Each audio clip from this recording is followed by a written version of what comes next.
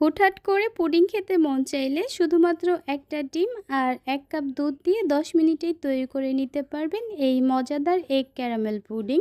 আসসালামু আলাইকুম everyone, welcome to Sadia Munis kitchen. Pudding হচ্ছে সবচেয়ে সহজ আর মজাদার একটা ডেজার্ট। তো আজকে আমি শুধুমাত্র একটা ডিম আর ১ কাপ দুধ দিয়ে একদমই সহজভাবে তৈরি করে দেখাবো এগ ক্যারামেল পুডিং। এই পুডিংটা এত সহজভাবে তৈরি করে নেয়ার পরও একদমই পারফেক্ট আর অনেক বেশি স্মুথ হয়েছে। পুডিং তৈরি করার জন্য প্রথমে আমি একটা প্যানে নিয়ে নিচ্ছি 1/4 কাপ চিনি। ক্যারামেল তৈরি করার সময় যদি আপনারা ননস্টিকের প্যান নেন তাহলে কিন্তু কোনো প্রকার পানি দিতে হবে না। কিছুক্ষণের মধ্যেই চিনিটা গলতে থাকবে আর ক্যারামেলের কালারটা আসা শুরু করবে। চুলার হিটটা হাই মিডিয়ামের মাঝামাঝি রেখে ক্যারামেলটাকে তৈরি করে নিতে হবে। এবার চিনিটা যখন গলে ক্যারামেলের কালারটা আসা শুরু করবে তখন আমি নেড়ে চেড়ে দিচ্ছি। কালারটা আমি খুব বেশি ডার্ক করব না, তাহলে পুডিংটা খেতে তিতা লাগবে। আমি এই অবস্থায় ক্যারামেলটা চুলা থেকে নামিয়ে নিচ্ছি। আর যেই মোল্ডের মধ্যে তৈরি করব সেই মোল্ডের মধ্যে আমি এই ক্যারামেলটাকে ঢেলে নিচ্ছি। মোল্ডের চারপাশে ক্যারামেলটাকে একটু ভালোভাবে ছড়িয়ে দিচ্ছি। এবার এই মোল্ডটাকে একটা সাইডে রেখে দিব ক্যারামেলটা সেট হওয়ার জন্য। এরপর আমি এখানে একটা মিক্সিং বোলে নিয়ে নিচ্ছি একটা ডিম, দিয়ে দিচ্ছি 1/4 কাপ চিনি। চিনির পরিমাণটা আপনারা আপনাদের পছন্দ মতো বাড়িয়ে বা কমিয়ে অ্যাডজাস্ট করে নিতে পারবেন। এবার আমি এই ডিম আর চিনিটাকে খুব ভালো মতো মিশিয়ে নিব।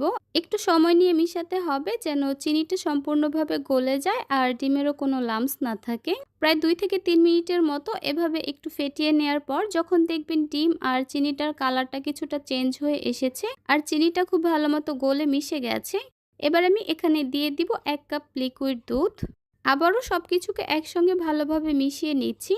পুডিং তৈরি করার জন্য কিন্তু ডিম আর দুধের মিশ্রণটা এখন একদমই রেডি। এবার আমি যেই পাত্রের মধ্যে ক্যারামেলটা সেট করে রেখেছিলাম সেই পাত্রের মধ্যে আমি এই মিশ্রণটাকে নিয়ে নিব।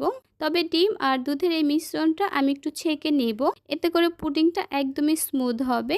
মোল্ডের সঙ্গে যদি কোনো ঢাকনা থাকে তবে সেটা দিয়ে ঢেকে দিবেন। আমি এখানে একটা ফয়েল পেপার দিয়ে পুডিংয়ের এই বাটির মুখটা ভালোভাবে বন্ধ করে দিয়েছি, যেন পুডিংটা ভাপে দেওয়ার পর পানিটা পুডিংয়ের মধ্যে না পড়ে। আজকের এই পুডিংটা আমি চুলায় তৈরি করব, তাই একটা প্যানে আমি নিয়ে নিচ্ছি 1 কাপ পানি। এখন আমি এখানে দিয়ে দিব একটা সুতির কাপড়। এই কাপড়টা দেওয়ার কারণে পুডিংয়ের এই বাটিটা নাড়াচাড়া করবে না। এরপর একটা ঢাকনা দিয়ে ঢেকে দিব। আর ঢাকনার মধ্যে যদি কোনো ছিদ্র থাকে তাহলে আমি একটা টিস্যু বা লবঙ্গ দিয়ে বন্ধ করে দিব।